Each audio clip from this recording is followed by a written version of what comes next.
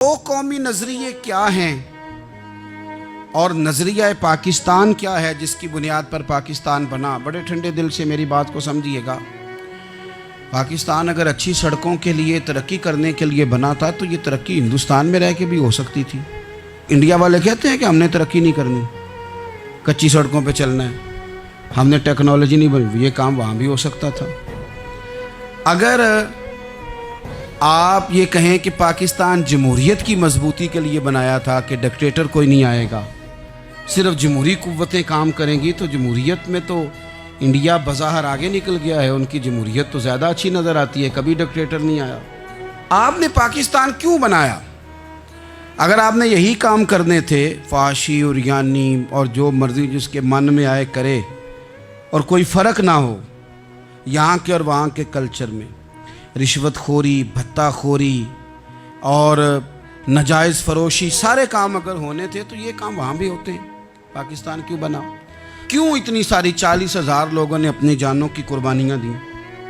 دنیا کی سب سے بڑی ہجرت ہوئی ہے، سب سے بڑی، جب پاکستان بنا۔ یہ سب سے بڑی ہجرت تھی، اتنی بڑی ہجرت ہی کبھی نہیں ہوئی۔ کیوں اتنا کچھ ہوا؟ وہ اس لیے ہوا کہ ہمیں بتایا گیا تھا کہ وہاں نہ سوشلزم، نہ وہاں خالی جمہوریت کا راگ ہلاپا جائے گا، بلکہ ایک بلند نعرہ لگایا گیا تھا۔ نعرہ کیا تھا؟ پاکستان کا مطلب کیا؟ پاکستان کا مطلب کیا؟ لا الہ الا اللہ محمد رسول اللہ صلی اللہ علیہ۔ یہ عنوان بنایا گیا۔ غریب آدمی کو بتایا گیا کہ جب پاکستان بنے گا تو وہاں حضور کا نظام نافذ ہوگا، جاگیردار کی اور غریب کی تفریق ختم ہوگی۔ جس طرح امیر کے بچے کو کالج میں داخلہ ملے گا، غریب کے بچے کو بھی ملے گا۔ وہاں بتایا گیا کہ لوگ وہاں ہر لحاظ سے اپنے آپ کو برابر سمجھیں گے۔ وہاں وہی بات ہوگی جو جناب صدیق اکبر کرتے تھے، وہاں وہی جملے دہرائے جائیں گے جو حضرت عمر فرماتے تھے، وہاں اسی طرح غریب پر سخاوت کی جائے گی، اسے دیا جائے گا جس طرح حضرت عثمان غنی کرتے تھے۔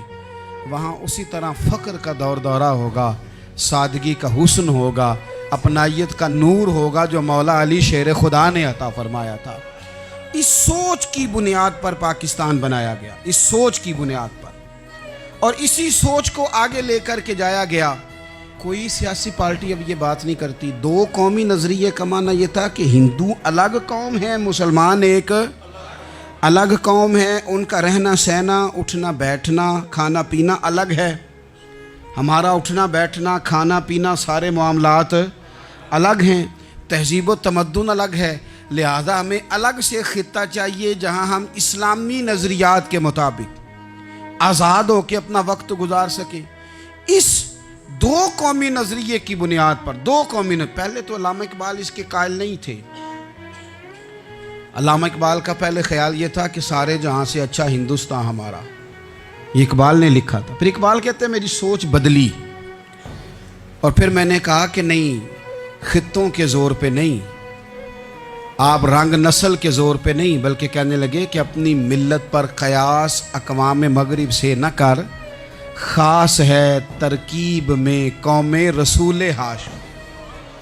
آپ جو تقسیم کریں گے، یہ جو تقسیم ہوئی ہے نا عرب کی، یہ مذہب کی بنیاد پہ نہیں ہوئی، یہ تو ان کی ذاتی لڑائیاں تھیں۔ چھوٹا سا دبئی بن گیا، چھوٹا سا مسقط، چھوٹا سا ابوظہبی، یہ تو ان کی ذاتی لڑائیاں تھیں، قبیلوں کی لڑائیاں تھیں، جنگیں تھیں، چھوٹے چھوٹے ملک الگ سے تقسیم ہو گئے۔ یہ مذہب کی بنیاد پہ ایسا نہیں ہوا۔ دنیا میں جتنی ریاستیں ٹوٹ کر بڑی ریاستوں سے الگ ہوئیں تو اس میں یہ تھا کہ ہماری قوم الگ ہے، ہم سردار علیحدہ سے ہیں، اس لیے ہم علیحدگی پسند ہیں۔ دنیا کے اندر دو ہی وطن ہیں جو دین کے نام پہ بنے، دو ہی اسٹیٹ ہیں جو اسلام کے نام پر وجود میں آئیں، پہلی مدینہ منورہ ہے اور دوسری پاکستان ہے۔ خالص مذہب کے نام پر یہ دو ریاستیں وجود میں ہیں، ایک مدینہ طیبہ اور دوسرا پاکستان۔ پاکستان کا مطلب کیا؟ لا الہ الا اللہ محمد رسول اللہ صلی اللہ علیہ وسلم۔ اس بنیاد پر اس وطن کو، خطے کو حاصل کیا گیا، یہی نعرہ لگایا گیا۔